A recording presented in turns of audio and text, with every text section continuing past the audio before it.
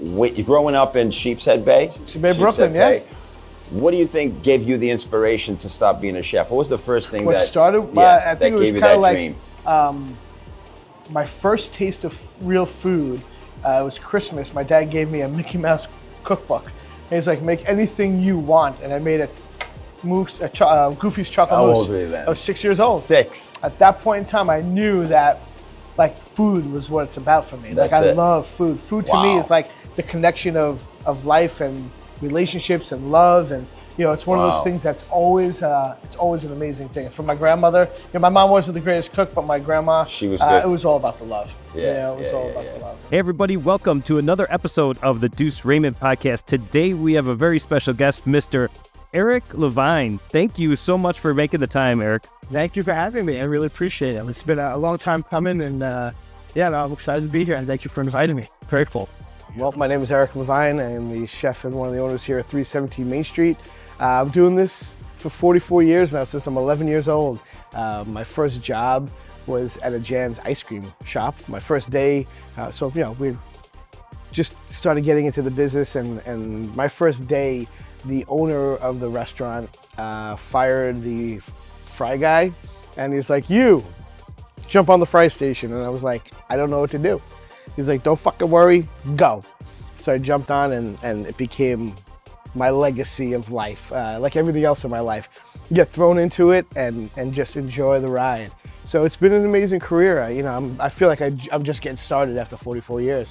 It's so weird to say that, because through all the ebbs and flows, owning restaurants and catering companies and awards and TV and cookbooks and all that shit, I feel like I finally found my rhythm, and life changed, and I found my why, and I found my reason, and I found my purpose in life, and it's to serve and to just have fun with it.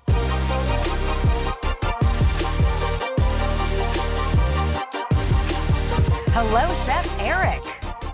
Laura, how are you today? Thank you for having me. Well, it is an honor to have you with all of us today, because you are a fan favorite, Chef Eric.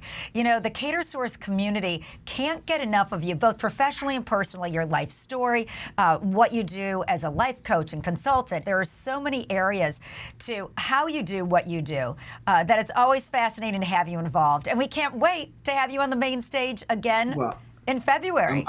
I'm very excited to come back. It's been about 5 years, so enough time's gone by, and time to come back and have some fun with the Catersource fans and staff and people in the family that has been there forever for me. I mean, my first time was, my Lord, 25 years ago, when Mike Roman used to started that up, and it's generational. I've met so many amazing people and touched so many souls and learned so much for so many chefs and entrepreneurs and owners, and just a blessing to be back. So I'm really excited. Oh man, you don't know how much you actually inspired me back when the first time I went to Catersource, and we were just getting into the catering business. It was like 2012, the first time there, and you were like the star of the show.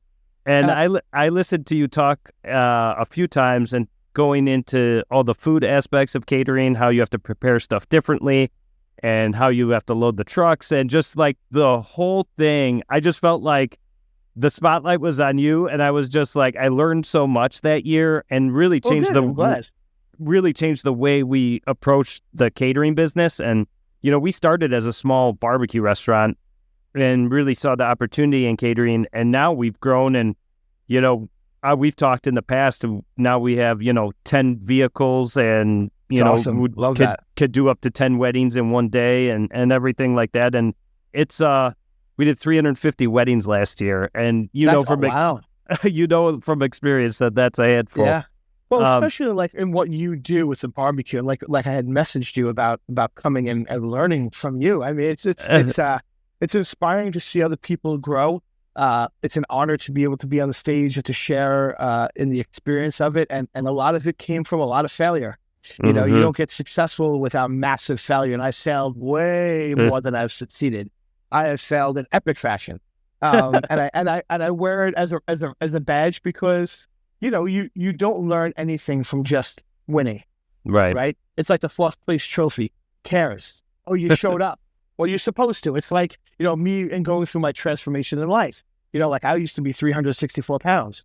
And I, November 3rd of 21, I decided I had to make a change. I tried every diet. I tried everything. I just didn't have the mindset right. Sitting in front of me is a man who has been through a lot of hardship in his life, but a man who every battle that has been placed in front of him, he's fought and he's weathered that storm. 6 times you've had cancer, terminal cancer? I had 1 terminal cancer, yeah. Richter syndrome back in 12 years ago. You have struggled with your weight? Tremendous amount. Yeah, I was 354 pounds and now I'm 168, 69. When did you say, I've had enough? I can't do this no more? I did it a couple years in a row, right? Lost some weight. But what I did was I went right back to the eating Boomerang. the wrong way because I didn't have the right mindset. And I realized at that point in time that I had to make a massive change and whatever, I had to start because no one's going to do the work for me. The conditions will never be perfect. So I did it. What do you say to that person who's been struggling like you were struggling? You struggled for so many years. Oh my God, yeah, listen. What do you say to that person? It's one day at a time. It's one exercise at a time. It's one meal at a time, but you gotta be focused on that. Everyone's like, oh, it's easy for you. You're a chef, you meal prep. Yeah, but I also work 12, 14, 16, 18 hours a day, so I gotta be aware of it. I had to learn, I had to pay attention, I had to listen, I had to ask questions. But once you do that, you have the answers. Then, once you have the answers, you got to put it into action. Mm-hmm. So I learned how to evolve, and I learned through this guy's name is Andy Frisella. He has a company called First Form, 75 Hard, changed my life, changed my mindset, saved my life probably. And I'm indebted to Andy, though he always says, you did the work, not me. I'm like, right, but you gave me the inspiration and the vision to be able to change my life. The lesson here is this: everybody's on their own path. And I don't want to judge someone for wanting to be free and easy. I just want you to understand that there's a cost to that. And the cost that you're going to have to that isn't going to come until later. Most people need to shut the fuck up and focus on that version of themselves they want to become and actually be willing to become it. And that's what's ultimately going to create the fulfillment that you're looking for. It's not going to be your cold plunge. It's not going to be your morning routine. It's going to be the work that you fucking do to become that version of yourself that is the exact version that you know you're supposed to become, and then being proud of it. That's what's going to create the fulfillment that you're searching for. And all of this other shit is just Band-Aid shit to try and fix something that you know is a real problem in yourself. Did you get the chance to talk to him or interact with him at all? Oh, yeah, no, I talk to him all. Yeah, we interact all the time. Yeah, he's a good dude. We're working on me coming down and doing his podcast. Oh, that's so cool, man. I'm hoping by August, September. But that's a hardcore man, dude. He is. Dude, he is. And I will tell you from my conversations with him that he is exactly what he seems like. An amazing man. I mean, listen, you don't get there because of being average, right? The mindset, the skill set, the drive, the ability to see things. And he's a really smart guy. I mean, people look at him and go, oh, he's a podcaster. No, he's an entrepreneur. He owns massive companies that make billions of dollars a year. Right. And he started from nothing. This industry could beat you up. And if you don't take care of your health and your wellness and your personal mental focus, it could really push you left and right. But I learned the keys to that. So I'm going to share a lot of that, what's changed me. I mean, I went from 354 pounds to 169 pounds. I'm running my first marathon in November in my entire life. So lots of amazing changes, lots of amazing challenges, and lots of growth. So that's the most important thing for me to share. Well, I think that's really special because so many people are going through challenges that we don't even know about, and maybe they haven't even seen that are coming their way. So to think that you're going to give them, and share the advice and the tools and techniques and better prepare them for the year ahead, I really see how your Art of Catering keynote is going to be a great kickoff for everybody in 25.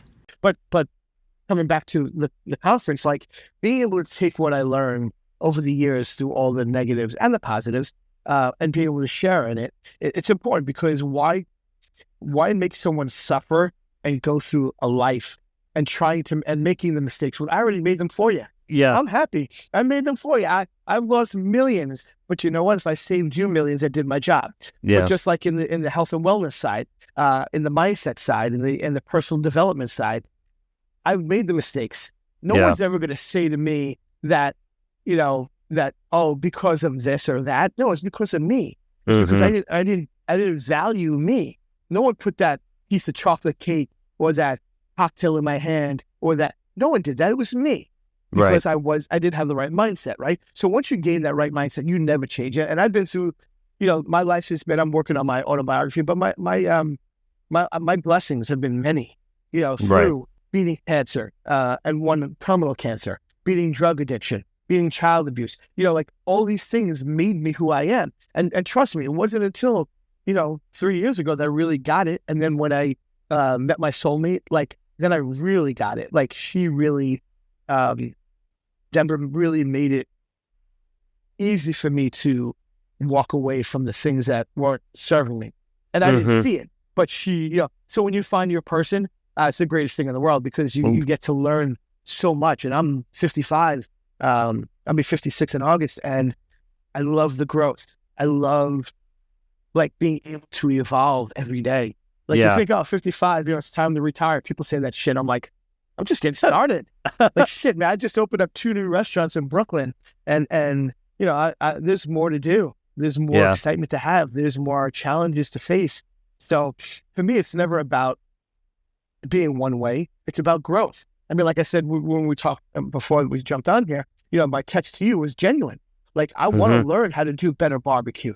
I do good barbecue. I want to learn from you who does great barbecue. Yeah. What are the little nuances and the things that I could learn from you that I could bring back to my places? Not at the scale that you're at, but at least make mine better. Sure. But if you're doing a tasty menu, you have to make 2 perfect briskets, and then you can get so many portions out of those 2 briskets.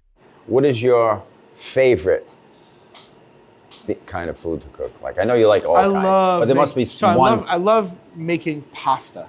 Pasta is my favorite thing to create. If it's making a simple dish, it's always risotto because I can do anything with risotto. I can make it vegetarian, vegan. I could do chicken. I could do pork. I could do shrimp. So I have lots of different options. And paired with, like you were saying, paired with a killer risotto with who knows what in it. I mean, that's why I was hearing you talk about risotto. You were on another podcast. And to me, I was just envisioning it's like an artist with a blank canvas. Risotto, you can make into whatever you want. Whatever you want. Yeah. And, people when our customers come in, looking for a gluten-free option, risotto is that option. That's awesome. Right. So we also make it with a vegetable stock. So we also have a vegan option for them to make. And risotto is I test cooks that way.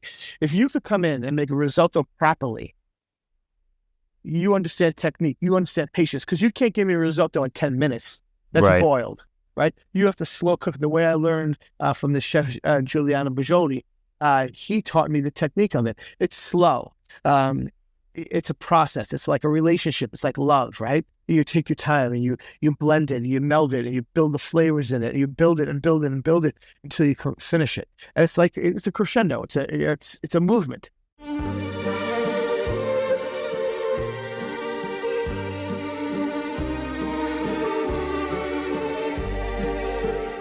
And people, when I tell people that, they're like, it's fucking risotto. I'm like, no, it's not. It's not. Because if you understand how to make a risotto properly, you understand all the nuances and balances of things, right? And then you could take that and take that concept into so many other directions. Right. Like when you're slow cooking a brisket, right? Yep. You're not going to get that internal temperature right if you're just cranking up the heat. Not at all. No. You got to take the time and you got to do it right. And it's like everything else in life. And that, I think, for me, like the coolest thing. And now at this time in my life, I'm learning so much. And the parallels between food and life are amazing. Like I write cookbooks, right? I wrote my 4th cookbook, came out this year called, how's it called? Oh, Forking Good. So writing that cookbook, I did all the photography. I did everything for the cookbook other than putting it together. And another lesson about writing cookbooks. You can make a fraction, an error by a fraction, and it changes the dish completely. So when I do the recipes, I give it to 5 different people and I let them test it. Yeah, that's so smart. Yeah, what's their interpretation? Because I made the mistakes of not doing that. When I wrote my first cookbook, actually with Catersource, called Stick It, Spoon It, Put It in the Glass, it was geared towards the chefs, the catering chefs, the restaurant chefs, because I was using a lot of molecular at that time, before it died.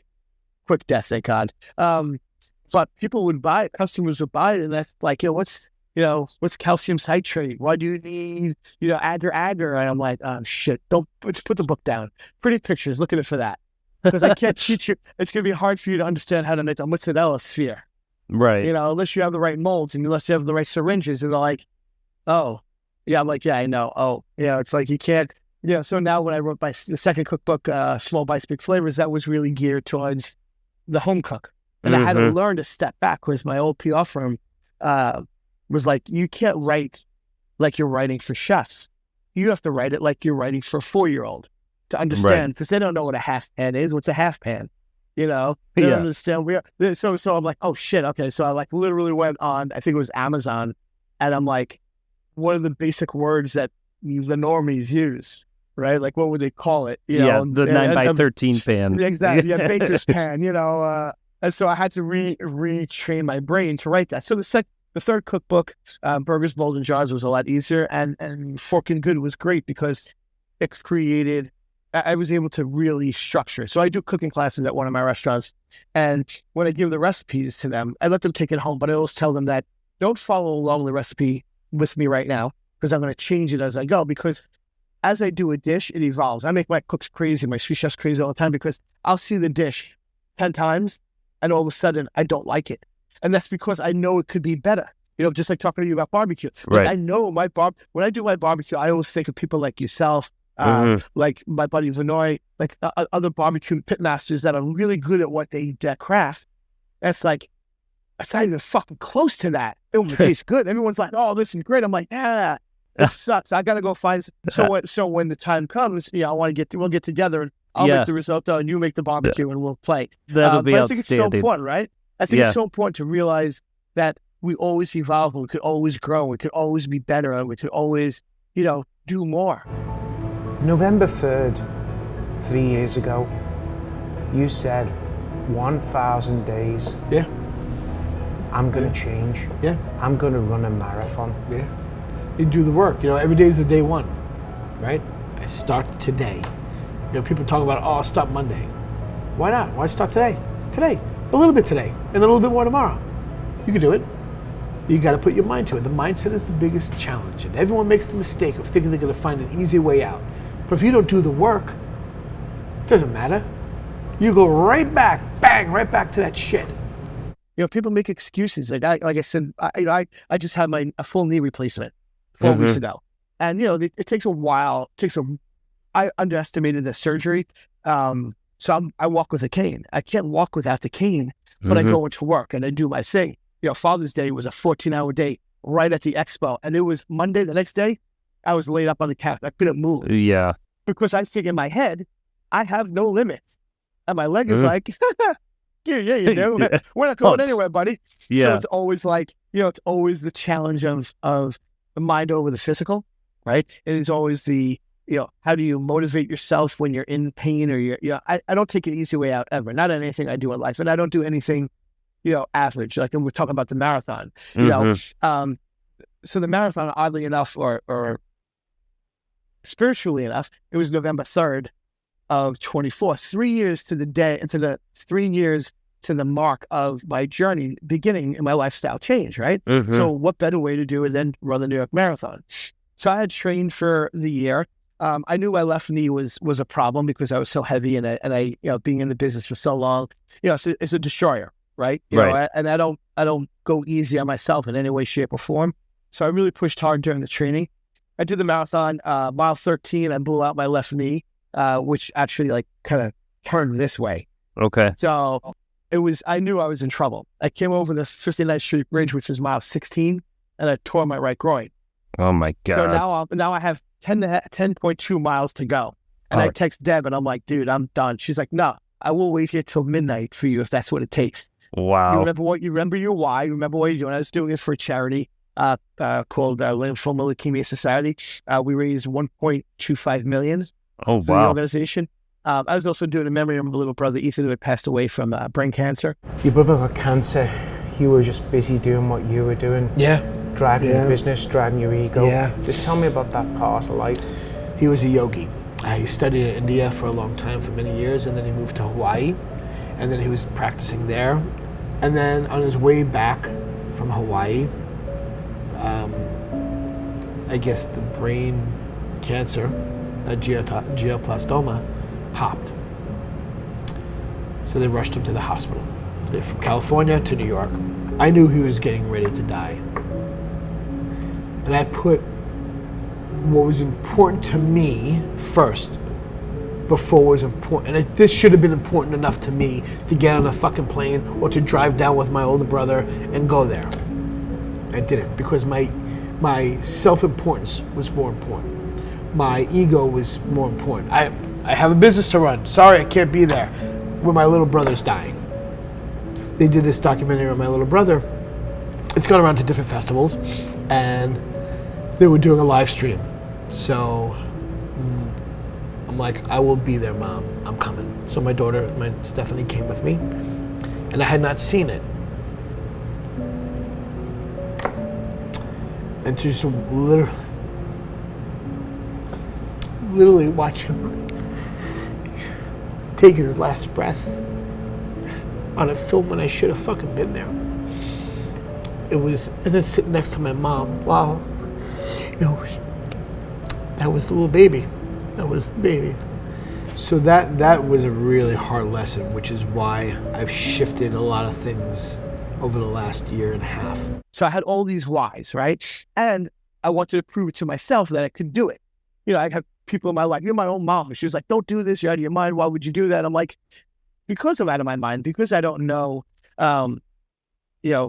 limitations. So I did it. And the last 800 meters was the hardest push of my life. Deb did a video of it. It's on my Instagram somewhere.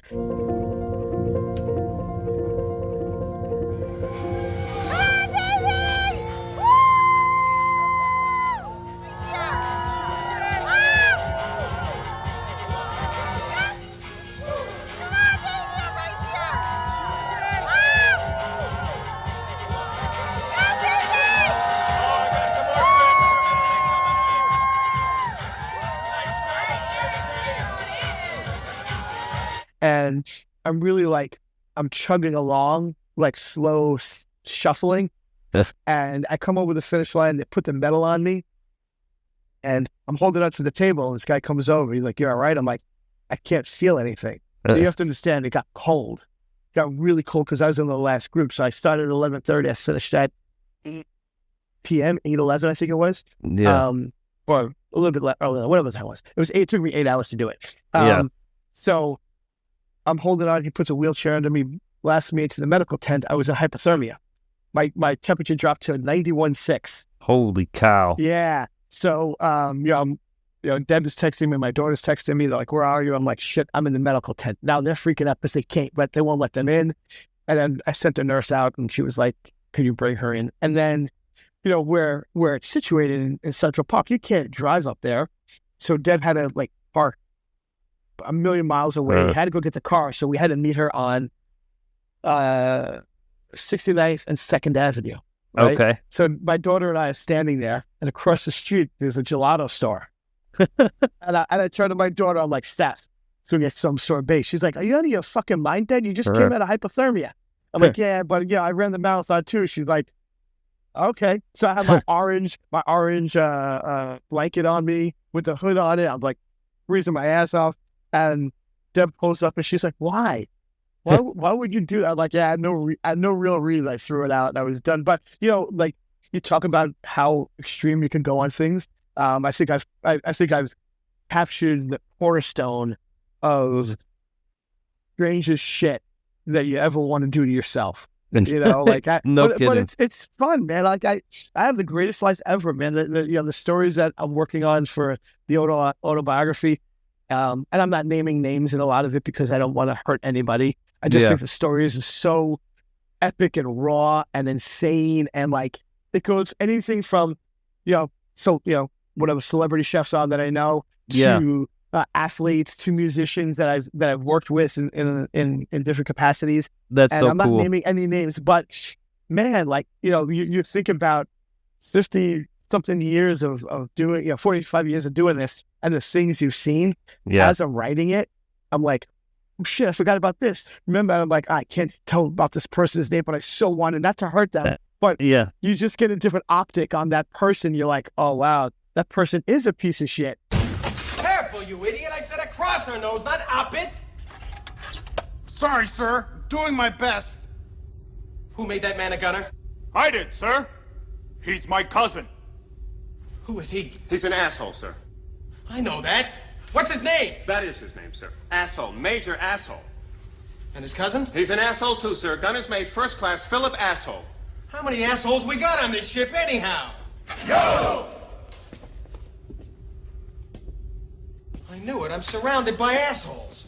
Wow, that person is amazing. I mean, here's a simple one. John Krasinski, I think his last name is, from The Office. Okay. Yeah, he was an amazing guy. I was doing this event for a cancer organization, and he was like the celebrity sous chef, right?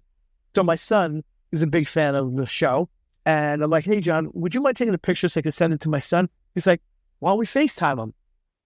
So I FaceTimed my son with him, and it was just cool. Like, him and Emily Bloom, his wife, they were just the coolest people. Like, you get to see what these people are really about. The charity stuff they do, the good stuff. And then there's the other side of it where, there's some evil people out there that just think because they're a celebrity chef or because they're a rock star, and they play in front of hundreds of thousands of people, or they're in the movies, and whatever, or they're a politician, they think that they matter more than the people. Right. And it's really a sad thing when you meet someone who you have been a fan of, and you bought all their albums, and everyone in the band is really cool and all down with it, and then you meet the guy you want to meet, and he's just a douche. Like, just a total shitbag, and you're like, wow, like, what a disappointment. And they say, never meet I don't have heroes, but never meet your heroes. Meet. Yeah. You're my hero, Jack, but I gotta shut you down. Never meet your heroes, kid. They're all dicks. Every last one of them. But it was like one of those moments you're like, dude, I saw you the first time you ever played the Moors in Brooklyn in '84.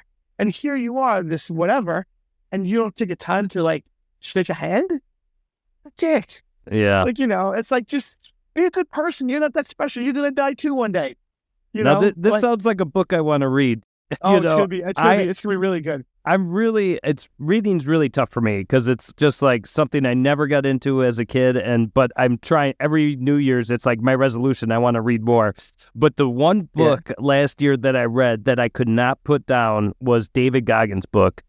And it was, it was such a good book. You just wanted to hear what was next, the way, and because of like who he is, you could like hear his voice coming through the words, and it's such a good book. And your marathon story reminded me of some of the stuff that he went through when he was doing his marathons. Yeah, listen, that cat is a monster. But you know what? Like so many people, like, they don't understand what that.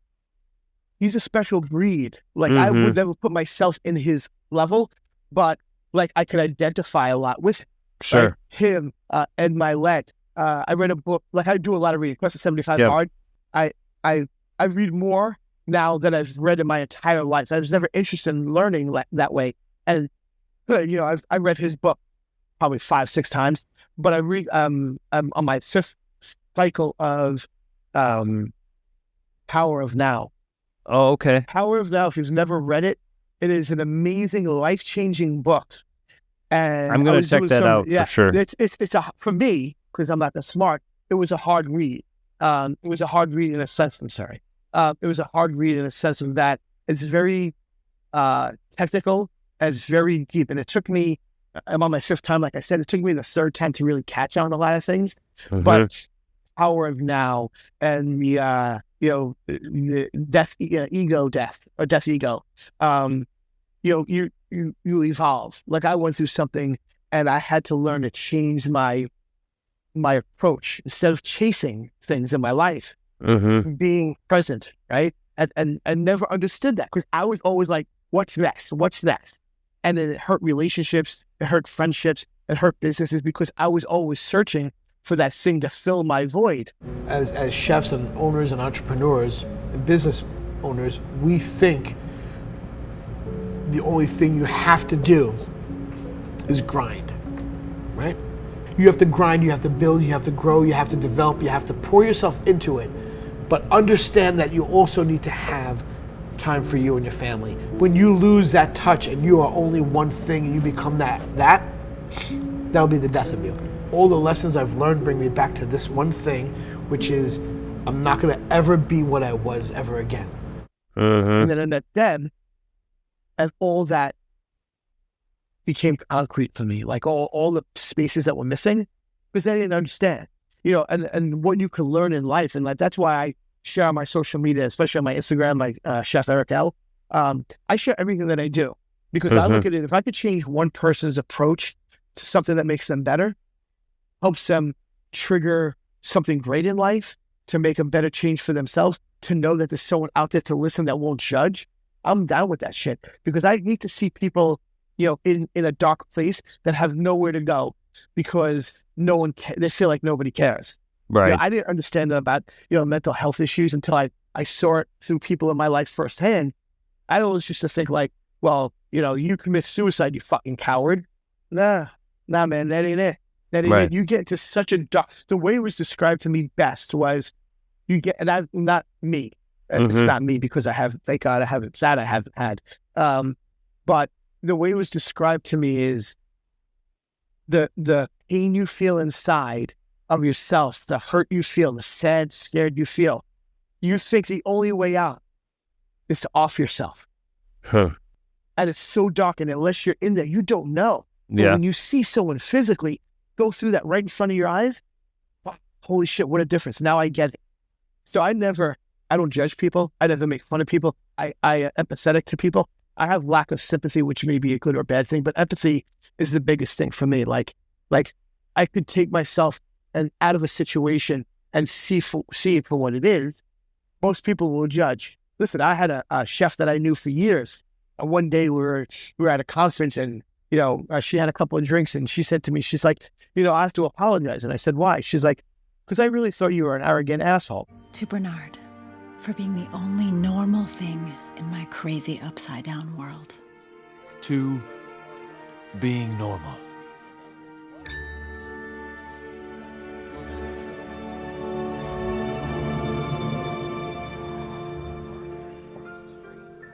Roxanne?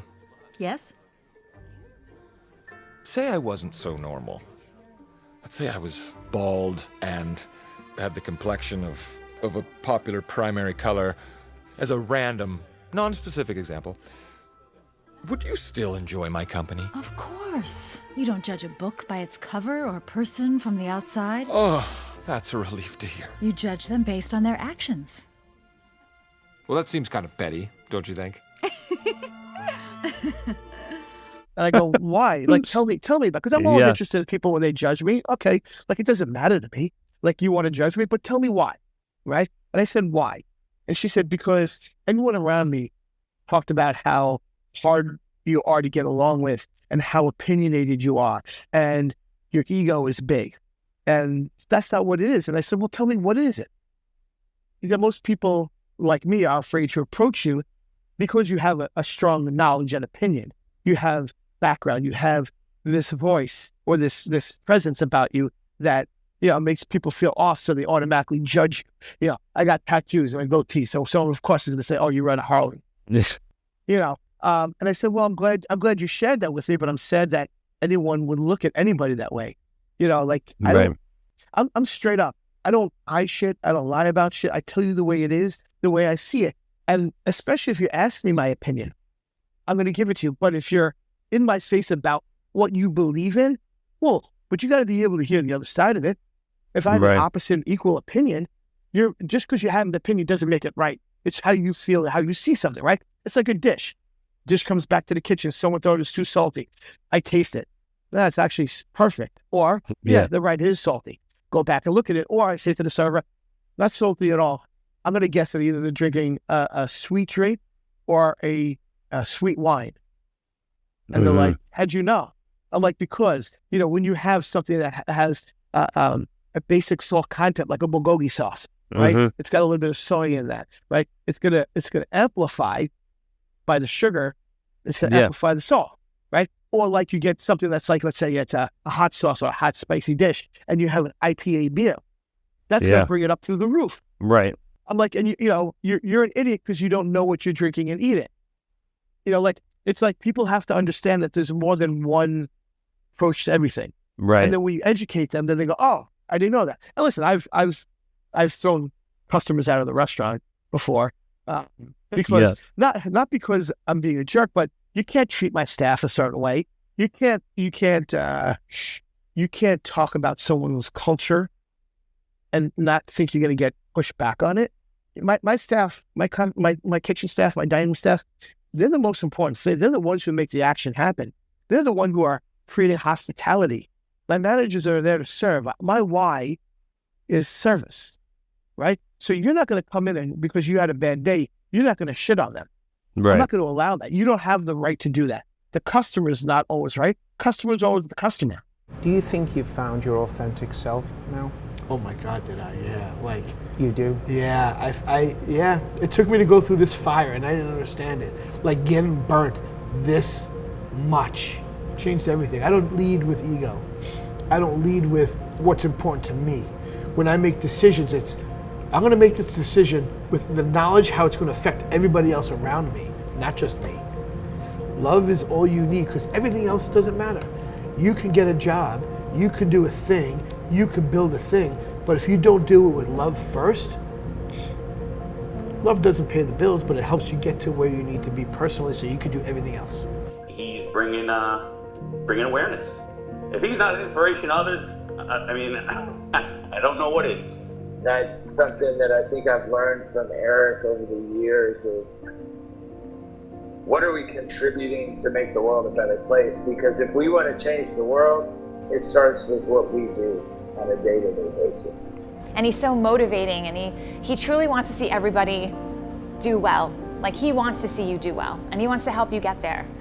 He always told me, like, you got this, you're strong. He's such an inspiration.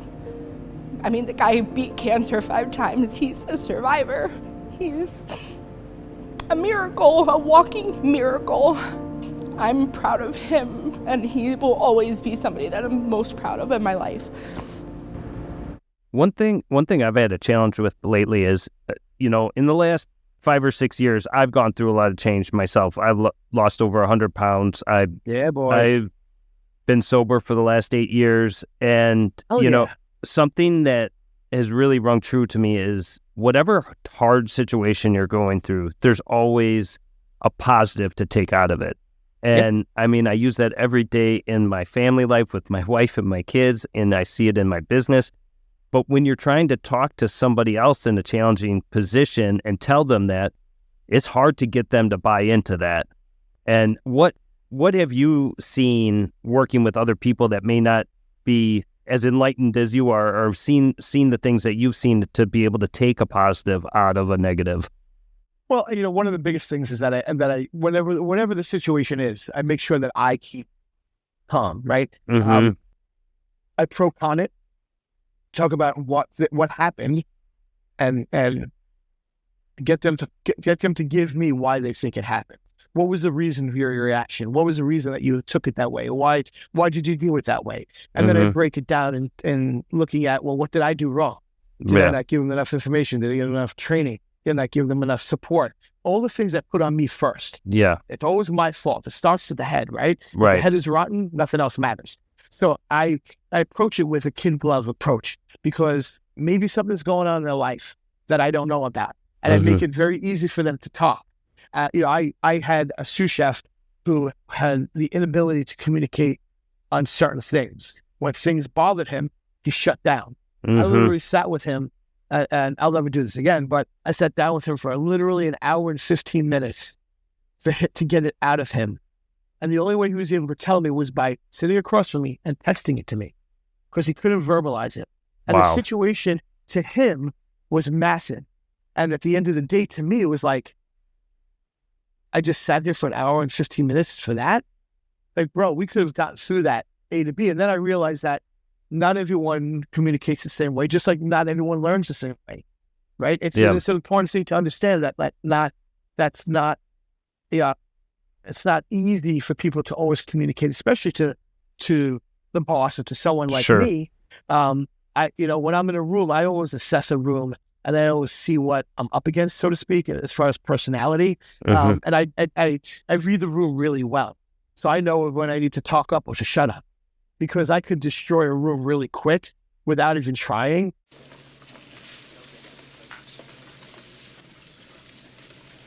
You're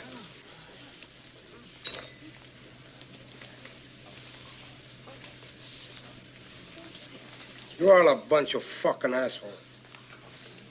You know why?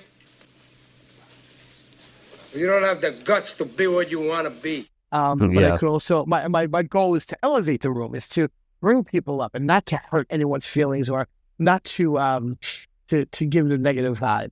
Because if I'm vibing good with people, it's a beautiful thing.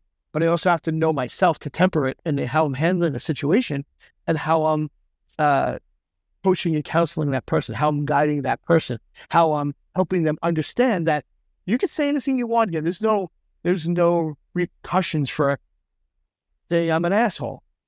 But tell me why. Yeah. Or tell me those things. And I think everything is situational.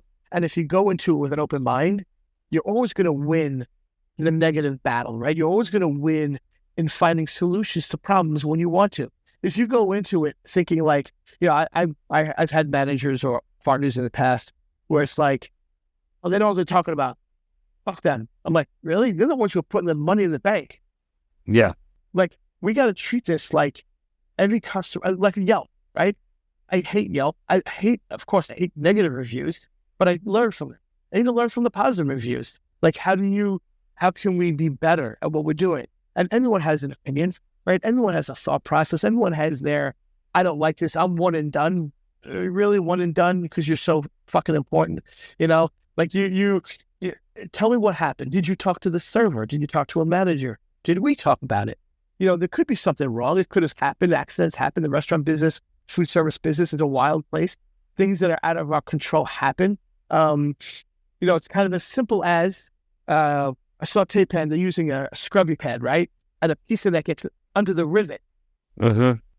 And because the handle's loose, the guys didn't throw it out, which they know they're supposed to. But in the movement of doing 900 covers in a night or doing an event off premise, and you don't have the luxury of extra, you don't realize that rivet was loose, and the scrub pad got stuck in there, and it gets into somebody's food. Sure. Right? It happens. And it's not acceptable, but it's human error. Right? It's like a woman with blonde hair at the table sends back her food because she had long blonde hair in it. And every one of my guys has black hair. It was hats on. The closest thing is blonde is this, and that ain't it. What is this long? Yeah. Also, maybe your hair, it looks like your hair may have fallen off. Are you accusing me of putting hair in my food? No, but it happens. It happens. Yeah. It's okay. The wind dust, and it's our fault. Let me get that for you. Now I'm disgusted. I'm gonna go on Yelp. Yeah. Go ahead. Like, what am I gonna do? You have to have thick skin in this business. Waitress, there's a hair in my food. A diner raises his hand during his meal and shows his waitress hair on his food. It's not your typical hair in the food because you could see it was just all over the top of it, and he had ate most of the food out from under this wad of hair. Suspicious, restaurant management decided to check the surveillance video at the Steel Coop restaurant in Livingston, Tennessee. And this is what they saw.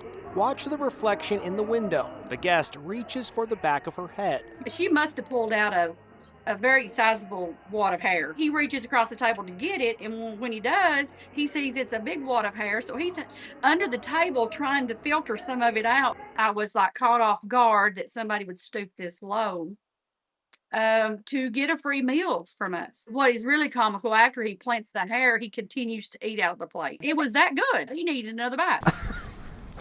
Oh, man. So, what were they eating? a rack of ribs, a house specialty. When the con was uncovered, the manager quickly ran outside to confront the couple. And what did he see? Well, the guy who was just caught on tape putting his girlfriend's hair in his food was down on one knee proposing. He's getting down on one knee. I was just like, hey, I got you on video, pal. What you did is despicable. Was he proposing with an onion ring from the restaurant? Could have been. For sure.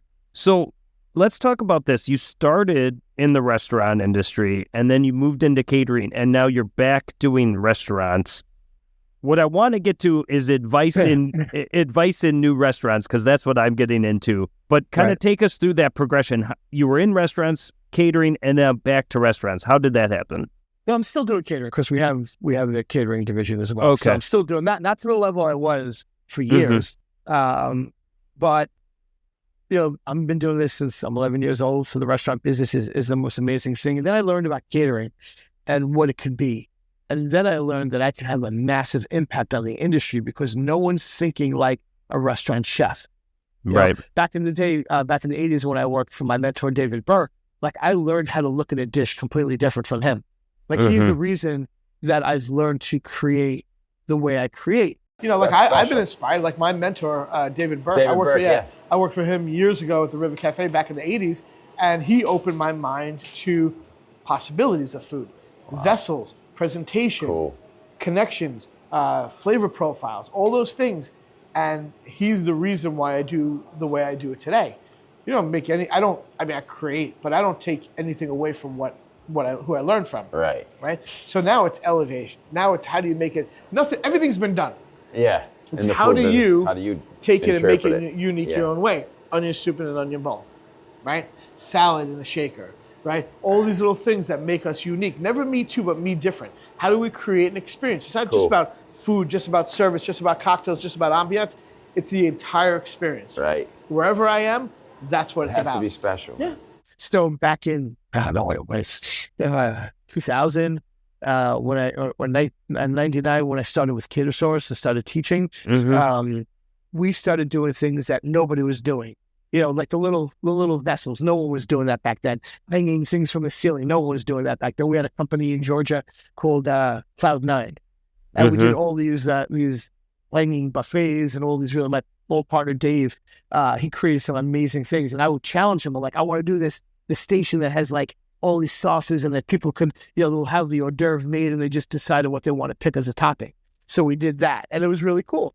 And I think the catering industry has evolved so much, and it's gotten to a whole other level that I felt like I left my mark in a major way, and I was okay with not having to be the guy. Right. After a long period of time of doing it, and the restaurant business is my passion and my love. I love the excitement of getting your ass kicked and doing 900 covers on a Friday, Saturday night, and the adrenaline and being able to do everything with perfection. In the catering world, the thing that made me the craziest was box trucks, loading and unloading. Because no one played Tetris like me. Like I would get, we would have 10 trucks out at one time, and I get the call, chef, we can't get everything on the truck. Like, what do you mean? It was on the truck. Yeah, but we can't figure it out. I'm like, all right, pull everything off the truck. I will be there in 20 minutes. So I go there and I just load it back in. They're like, oh shit. I'm like, yeah, I know. Okay, can I go back, clean up? I'll see you at the shop. And now in, where I am in life, I will never load and unload trucks again. Yeah. Like I don't want to do that anymore at 3:00 in the morning and then going back and cleaning everything and wrapping everything in tins and packing it up and getting home right when the sun's coming up and then getting back at it. I don't. That's a great life to have. I tell people that catering is a young man's job. I mean, 100%.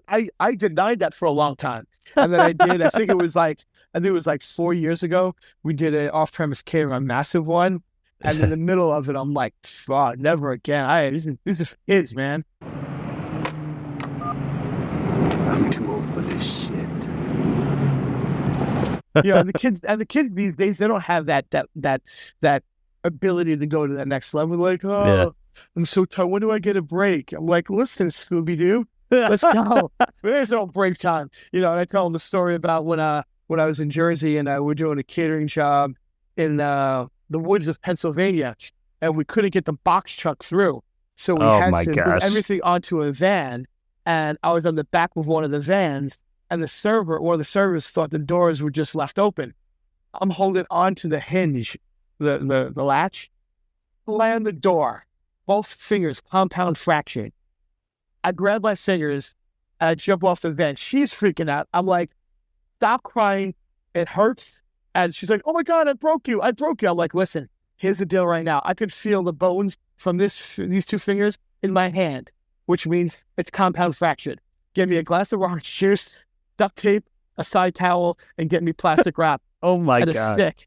And she's like, why? I go, because we don't have time to go to the hospital. We have 1,000 people for this wedding. We got to get it done. So I did. So I wrapped it, and I knew the whole time I was in pain. It was brutal. And we did the wedding, packed it all up. And at this time, now it's like 14 hours later. I'm like, I'm going to go home.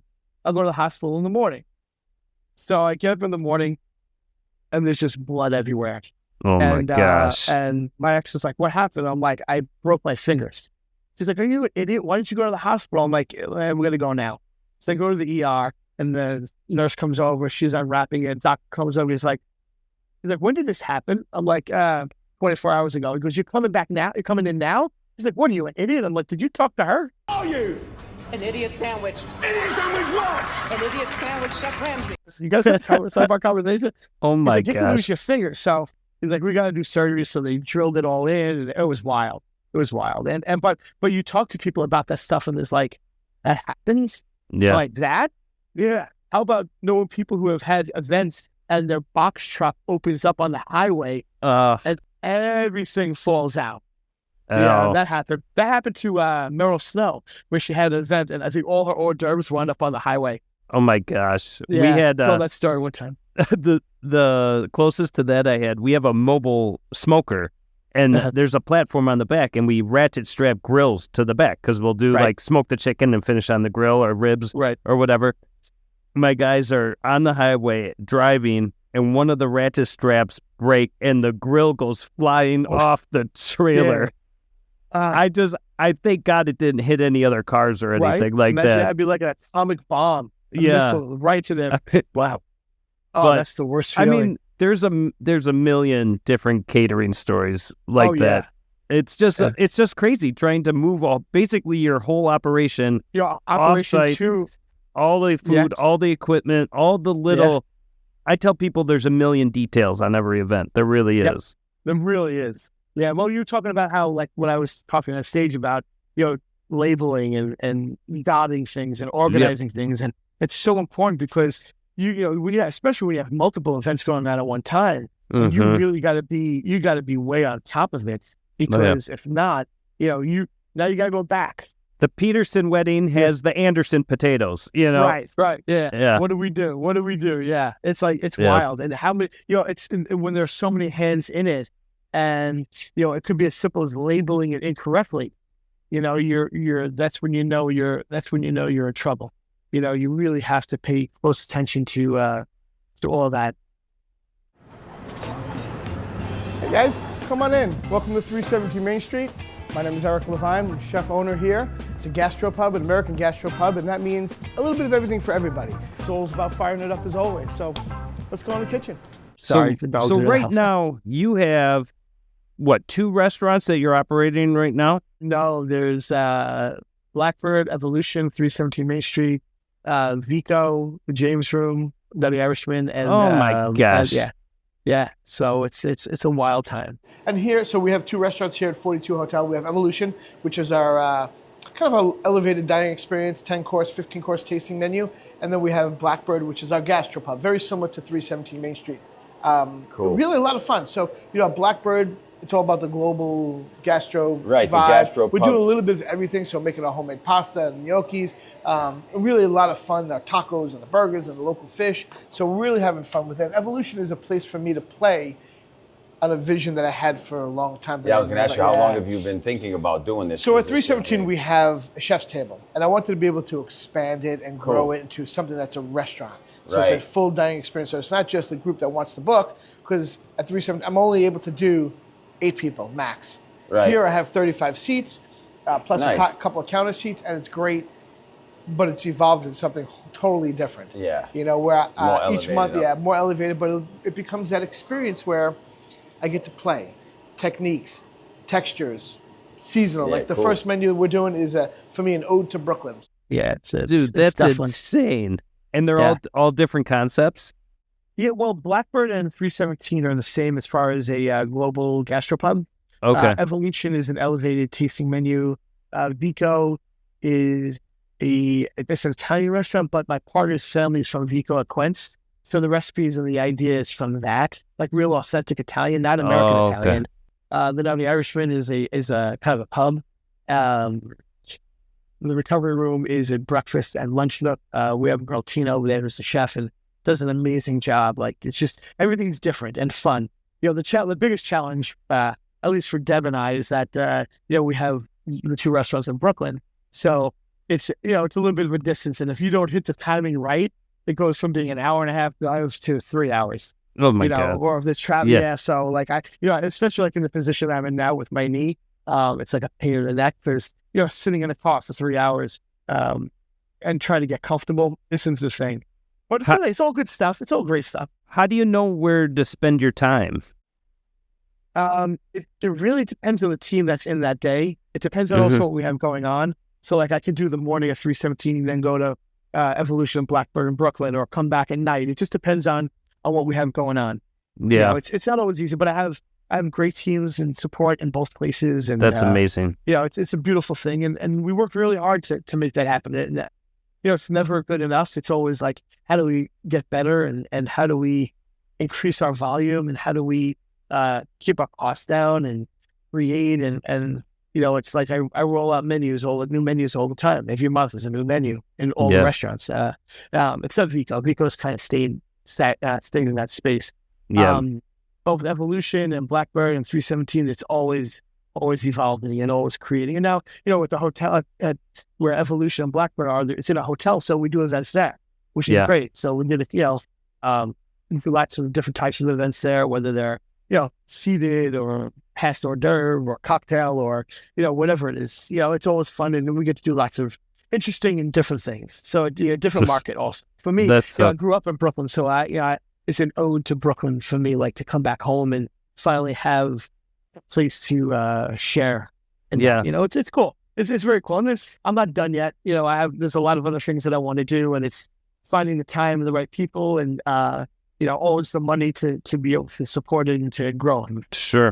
So what was the first place you opened? Like when the first place that I you opened, got to be back in 92, 93. And it was your own. It was my own. Yeah, I opened up a restaurant called Pleiades, and Pleiades is like the 7 sister stars of Taurus. It's a sign. My ex-partner's wife was into that. I'm like, love the name, and it was higher end. Back then, it was very eclectic and very late 70s. You said? No, I'm not that old. I'm dating myself. To me, I was 18. Early 90s, early 92 and 93, because I was a chef de cuisine at the Marriott Marquis at the time. I was like 22 years old, and then I met this guy at the hotel, and he's like, I want to invest in you, and we did. And like anything else, I knew nothing about business then. I didn't know anything about people, and you learn quickly how people can suck in this industry and take everything from you, and you have to evolve. Right? And you have to say, okay, the choices are move forward or find him and kill him. So it's, one or the you other. can play both hands or none, or, but it was wild because, at that point, there was a lot of stuff going on. And, the 90s, man. It's just a different world. We're in the process now of building the first Duce's Wild restaurant. Oh, that's awesome. And so I've never done a restaurant like from scratch where we're building it out, picking all the material, getting the branding right and everything. Nice. And it's a really interesting process. We're super excited. So we're hoping to break ground early, after the ground thaws in Chicago in 2026 So I hope I get an invite to help you knock it out the first day. Yeah, that would be amazing, dude. It would. I'll slice that brisket like nobody's business, maybe. Yeah. I'm going to eat a little bit. I don't eat a lot, but I'm going to eat it. Yes. I'm going to eat that deliciousness. But yeah, no, that's really cool. I'm proud of you. So that anything that I can help you with, I'm all good. I'm down to help. Even if just bouncing ideas and like, hey, this is what I want to do. pro-con me. I love the pro-con shit because I have a few people in my life who I have to really depend on for that. Like, here's what I'm thinking. Am I out of my mind? And the majority of the time, it's like, yeah, you're out of your mind. Why would you do that? I'm like, gonna work. I'm doing it. Yeah, that I'm going to do it. Because I definitely want to be, me too. Mike Roman, right? Yeah. You know who he was? Mm-hmm. So Mike Roman used to say to me, who wants to be me too? Right. I don't want to be me too. Be me different. Be me creative. Be me fun. Chicken is chicken. That used to make me crazy when he would say that. Yeah. Chicken's chicken. I'm like, no, it's not. He's like, yeah, you can put whatever sauce on. I'm sure it's great. But chicken's chicken. I'm like, no, my chicken is great. He's like, I get it. But there's a lot of great chicken out there. But what makes you different? Why do people want to choose your catering company above everybody else's? Yeah. And it stopped me in my track. And he's the one who taught me, to stop playing checkers and start playing chess. Right. That is anything that's influenced me to that next level. It was that quote, stop playing checkers and start playing chess. What does that what does that mean to you? So, when you're moving a lot of things all over the place, that's good. That's great. That's great. And you're going to win once in a while. Well, you're going to get to where it's good enough. But when you're playing chess, you have to think strategically that every move that you make, because that one wrong move, kill you. Game over. Checkmate. Right? So it really, for me, up until, like I said, when I met Dan, everything was like always searching for that next, right? Always reaching for that next thing. And with her and learning about, like, I don't have to chase anything. I have everything that I need, right? So that's a cool thing to be able to do that. So when a young one comes up to me and says, I want to do this, I want to do that, I'm like, great. What's your plan? What's your plan? I'm going to be an entrepreneur. I'm like, okay, great. What do you do? I have two kids who work for me. Really cool. One of these kids, Mike, he's not working with me now, but he was working with me as my expo. Really, really smart kid. Really articulate. Got a good brain. And he's like, I want to be an entrepreneur. I'm like, in what? He's like, business. I'm like, what's your plan? Okay, Optimus, what's the plan? I have no plan. What? He's like, just to create businesses. I'm like, okay, that's a great nothing sandwich. But tell me when you be specific. He's like, well, I want to teach people how to create business. I'm like, great. What business have you started? What do you mean? I'm like, what are you building? He's like, well, I read a lot of books, and I'm like, oh, you're building your idea off of other people's ideas. Like, that's not how that works. You have to have, no one's coming to you for advice. I love you. I love your energy. You're going to be amazing one day. Right now, you're a tadpole. Right. You're like, and I'm like, I'm not trying to be a dick to you, but you're taking other people's ideas and saying it's yours and then turning into this. And who's going to take advice from you? Kids your age who know nothing? It's like having what do they call it? Like a life coach, a 22-year-old life coach. What do you fucking know about life? Yeah. Right? I just started last year life coaching for people. And I don't take every client on. Most of the time I turn people away because they're not ready for change. Right. I put it on black and white. I say, this is what I'm going to do for you. This is how I'm going to do it. Here's going to be the end result that you're going to take and carry to that next thing for you to be at that next level. Yeah. But like, that's a lot of, that's going to take time. Yeah, no shit. I'm going to cut your time by a tenth because I've done that already and I've failed already. I'm going to help you, but you got to do the work. Just like Andy always said, we do the work. You do the work and then you're going to get the results, right? You can't get the results before the work is done. Right. And the proof's in the pudding. I couldn't post a picture of me where I'm at now if I didn't show what I did and where I was. Right. Right? Because, there's no reference to it. Right. There's no magic pill. There's no, even people who go and do like Ozempic or get the surgery. That's great. That's a jump start. But what are you doing after? You don't change up here? Nothing changes. Right. I've done every stupid diet in my life. Anything you could throw on me, I tried. Every stupid pill, I tried. Yep. But until you're willing to do the work, until you're willing to put the time in consistently, you're never going to evolve into anything. You're just going to be average. You want to be average, that's okay, but I'm not going to charge you to be average. You can text me, I'll send you a happy message. Right. But there are people that I work with who can't afford what I charge. but I also do it for free sometimes because I want to help people.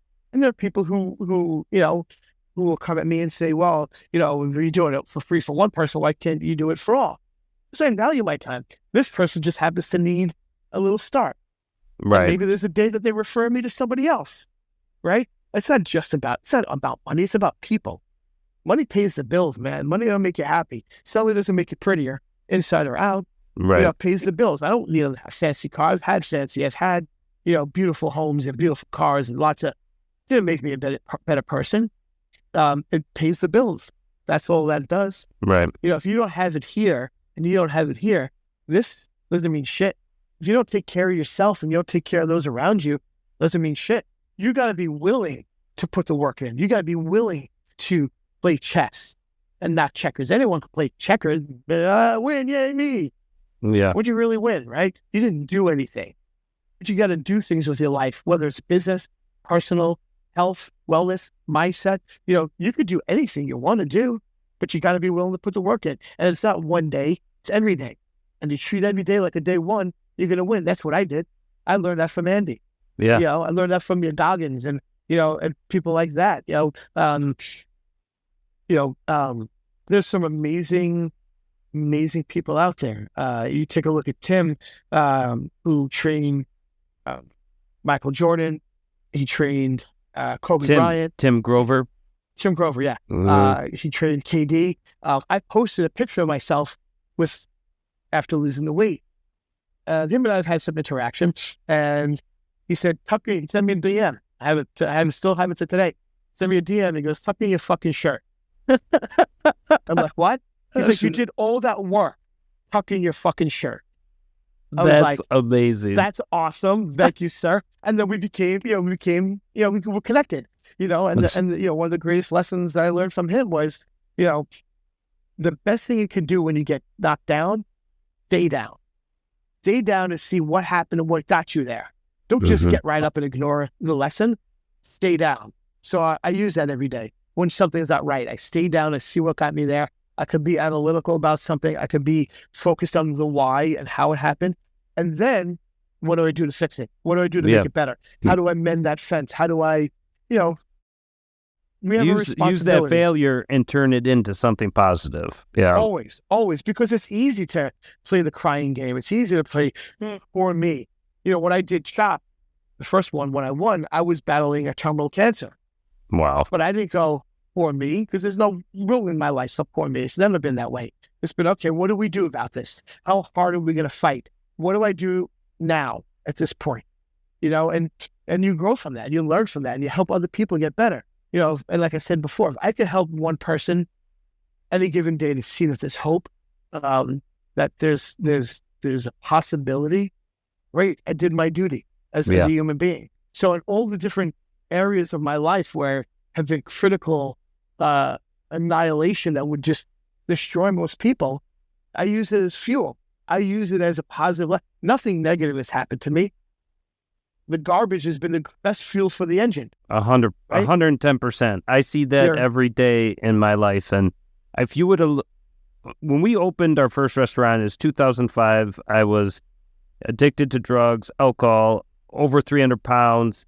And if you would have told me I'm doing what I'm doing today back then, I would have said, you're nuts. There's no way that I could have a family with 3 kids and a nice house, a nice car, a successful business, and all this stuff. I would have been like, you're nuts. It's never going to happen. And it was a complete change of my lifestyle and my mindset that got me to where. What was the moment for you that turned that around? Like, what was the thing for you? Like, I've shared my moment. Yeah. What was yours? What was your aha moment? So mine was, I was scared shitless. I was drinking and doing drugs every day, and I was sitting on the side of the bed, and I looked at myself in the mirror. My belly's out to here. I couldn't tie my shoes without choking myself pretty much, and my body was breaking down on me because of the drinking. I was taking like pills to offset everything because I would have bowel problems and gastric problems and everything because of all that. So I was taking other pills to offset that, and I was drinking every day. And it was just, my body was shutting down. I was having pain all over, and I just knew I had to make the change. And I was scared. My dad and my uncle have history of being sick and overweight, and my uncle's lost a lot of weight too, and he's doing a lot better now as well. But that's awesome. But I was scared. I didn't want to die young, and at that point I already had a couple kids, and actually one on the 2 kids and one on the way, and I knew I needed to make a change. And that's what led me to listening to people like Tony Robbins and Ed Milet and Gary Vaynerchuk and all the stuff that led me down the path to where I am today, to realize that you can change, you can turn negative things into positive. And it just gave me new hope. And the sky's the limit. You can do anything you want as long as you're willing to do like Andy says and put in the work. You know. Well, yeah, you definitely, I'm not anything special, right? Mm-hmm. Like, there's nothing special about me. No. It's the what we've gone through that's made us who we are, right? Like, we're just positive that you can really change, right? That you can really do. It's interesting. You brought up Gary V. So back in 2008, I was at a conference, and Gary was speaking at a conference next door. Mm-hmm. And me, I just walk around and just find myself in shit. And I'm in the back, and he's up there talking about doing what you love. You love Smurfs. Smurfs that shit up. I'm like, oh my God, I love this fucking guy. He's cursing on stage, and on stage I get yelled at all the time because I curse too much. And I try not to, but it's part of the gig. But through Gary, that's how I found Andy. Okay. Right? So that was the connection there. And oddly enough, Gary talks about his life in the wine store and scooping ice in the basement in the dungeon. Yep. So one of my restaurants in Jersey, Paragon, is next door to that wine store, the liquor store. Way. We shared the same basement. I had no idea it was him. Oh my gosh, that is too crazy nuts. Shit. His uncle still, I think they just sold it a couple of years ago. But I used to talk to his uncle all the time. No idea I was talking to him. That's crazy. It's wild. His dad, Sasha, and it was really kind of like, it was really humbling to be holy shit. And Gary and I connected a bunch of times, and he's so really cool dude. He did a talk at 92K years ago when one of his books came out, and my buddy and I went to talk, because I know Gary, and I was like, yeah, let's go to the thing. We get a book signed. I'm bringing Gary one of my cookbooks. So he's on stage talking, and my buddy George is next to me, and he's like, do what you love. He's like, I don't know anything about the restaurant business, and we're in the front row. And he goes, if I need to talk to someone about the restaurant business, I'm going to the fucking best. My buddy here, Chef Eric, he's the fucking guy I'm going to. My buddy George looks at me, he's like, what? I'm like, oh yeah. Then I started flicking through some pictures. I'm like, yeah, he's a friend of mine. He's like, you sandbagger. I'm like, yeah. And it was really cool to be able to be in that scope of work. But sure. when you have that ability to connect to people, right? Your story about where you were and how good you could change your life into what you can do with it, even though it's ugly and miserable and painful and just you don't know what to do. The fact that you were able to get from that point forward, from playing checkers to playing chess, it's an amazing thing. You got to always share that story. That's part of who you are, and that's part of and that's why I do all the time. It's so important because you never know the impact you have on anybody. And there are people who I don't even know are paying attention to me. I get these DMs out of nowhere. Dude, you saved my life. Dude, you saved my business. Oh my God, you saved my marriage. I see what you and Deborah going, what you achieved together. Like, Deborah is like this whole, I couldn't even imagine having a partner in life like her, we're so similar mindset. And we're able to bounce off each other and the good stuff, the bad stuff, and work through everything because of communication. That's the biggest thing, like being able to talk about what you do without apprehension or without fear. Like, I tell her everything, good, bad, and ugly from my entire life. And I don't ever worry that she'll judge me. She just understands more of who I am. And it doesn't always have to be a story. It can also be an acknowledgement of what someone's going through. I hear you. I understand what you say. I can give you pointers or advice if you want, or I could just take it to the grave. Yeah. You know, sometimes, and you can't make it about you all the time. Sometimes you refer to your experience to draw from. Well, here's how I handled it. But you may want to do it differently. Right. But you don't insert yourself into other people's tragedies. It's like when an accident happens, or like when God bless her soul, but Anne Burrell had passed away. Oh yeah.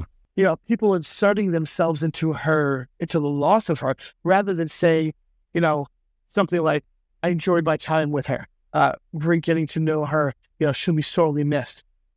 People are like, oh my God, I met her on the street one time and she was so impactful. My life has changed so much, and now they become this thing. It's like, well, you just made her death about you. Don't do that shit. Stop. And it's sad when people do that, because it's like, I see all these things online. Like even Bourdain, when he passed away, and I had a relationship with him.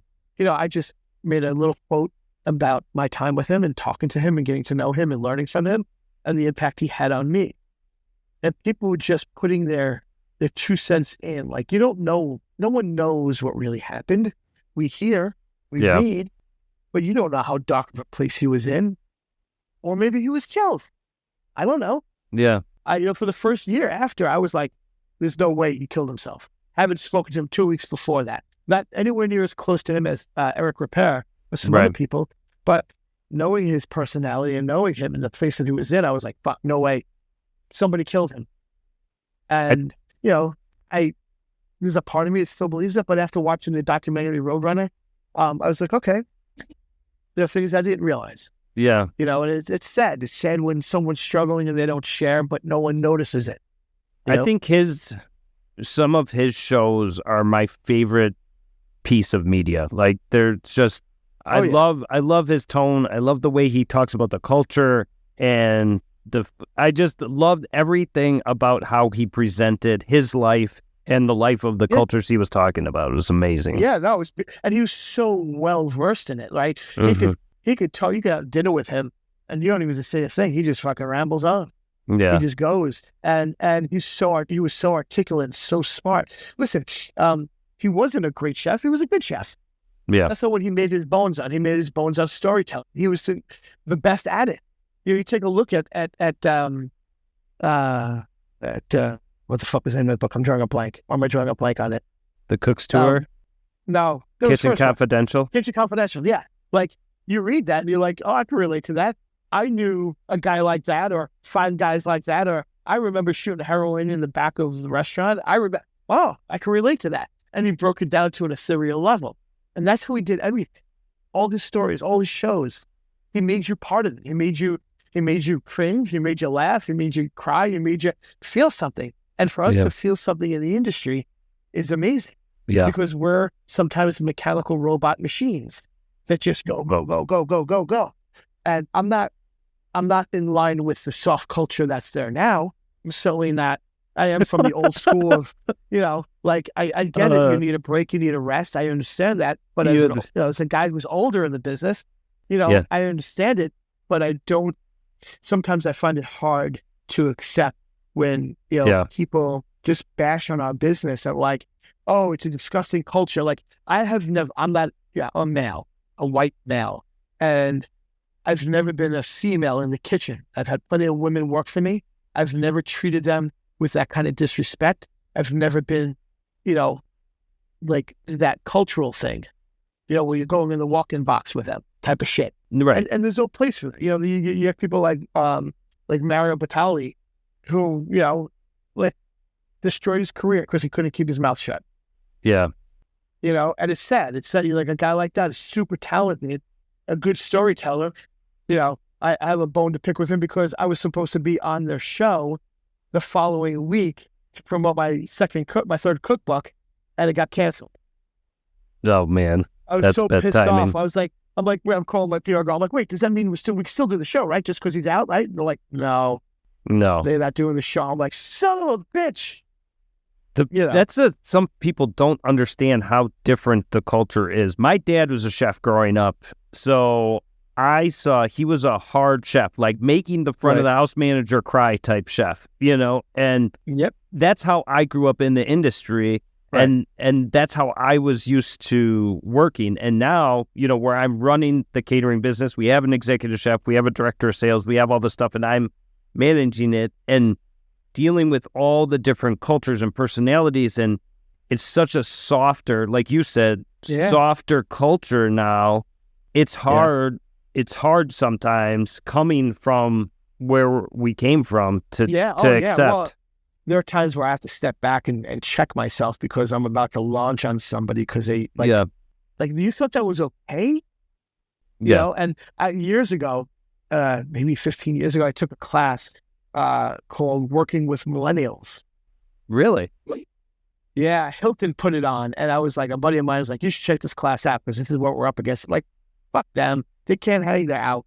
He's like, I'd check it out if I were you. I'm like, all right, signed up, and really learning their mindset and learning how they're the generation of they like the rewards or the extra snack, the extra little juice box kind of shit. They respond to that, where we responded to an ass kicking. I got stabbed in my arm here by this guy Ernie because I wasn't moving fast enough, and he was an old World War II vet cook from a ship, and he was like, "You got to move faster."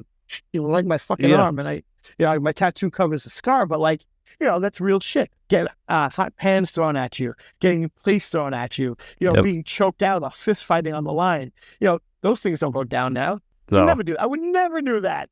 Never do that shit. The Me Too culture, I get it, but at the same time, you have to have order. You have to have structure. But I also learned that everyone learns differently, right? I learned that a lot through my my coaching business, where I have a certain format, and one of my clients was like, "I have no idea what you're saying. I don't learn that way." I'm like, what are you talking about? It's A to B. He's like, I need more. So I changed my approach to him, which made me change my approach to everybody and everything, because everyone learns differently, right? Yeah. Everyone responds differently. I think that's the biggest thing. When you could change yourself to be more flexible with others, I think that's a beautiful thing, because you get more from that. You get more out of people when you're able to get to whatever level of understanding, the Peter principle personified, right? When you understand that, and then everything else is easier. Nothing's easy. I try to tell people, everybody gets managed differently. And, I know our baker's been with us for 15 years. He's a great guy. The most productive person in our business is what I say. Right. And I know if I go to him, I have to say, how are you? Did you get your hair cut? How are you doing today? Right. Is your son doing okay? Oh, by the way, I need an extra pan of brownies for this order going out, in 20 minutes. And he'll be like, sure, no problem. But Marcos, if I go to him, I need to say, Marcos, move your ass. I need it now. And that's how he responds, and it's just, everyone is different, And everyone has a different temperament, right? Yeah. You can't talk to in one of my restaurants, I've hosted that are 17 years old. I have ones that are in their 20s. Some of the 17-year-olds now are so much more aggressive in a good way. Really? They don't get to hear feelings heard. It's that 20-something-year-old generation that's a lot softer. The kids that are coming up now, the younger ones, some of them are really hardcore. That's awesome. It's a beautiful thing to see, yeah. Yeah, it's a beautiful thing. I'm so thankful for your honesty, your vulnerability, and just exposing a side of a human being that most people would hide. The only goal of Living Proof is to create a body of work that helps the next generation. Yeah. After you leave, this is what we leave behind. Yeah. Everything that happens to us, to know you're not alone, to do that. Well, that's the biggest thing. People think they're alone, and they do things to themselves that they shouldn't, because they think they're always alone. So when a message goes out there of positivity, you got to share in that. And you also have to remind people that you are not alone. I'm here 24/7. You can be and will be better. Call me, text me, message me. And I'm hoping that, but I truly believe that with Living Proof, that's going to help others see that as much as they think there's no hope, there is. Oh, man, Eric, this has been so good. You are such an inspiration to me and so many others. Thank you so much for doing what you do and sharing your story and never stop being you, man. This is awesome. No, man. And thank you for sharing with the things that you've gone through. I love learning it. I can't wait to cook some barbecue with you and absolutely. Work on some Yeah, we got to make that happen. We'll set that up. 100%. That's awesome, Eric. I will fly up. You tell me when. I'm jumping on a fucking plane and we're going, baby. That's awesome. That's awesome. Thank you so much. Thank you. I appreciate it. God bless.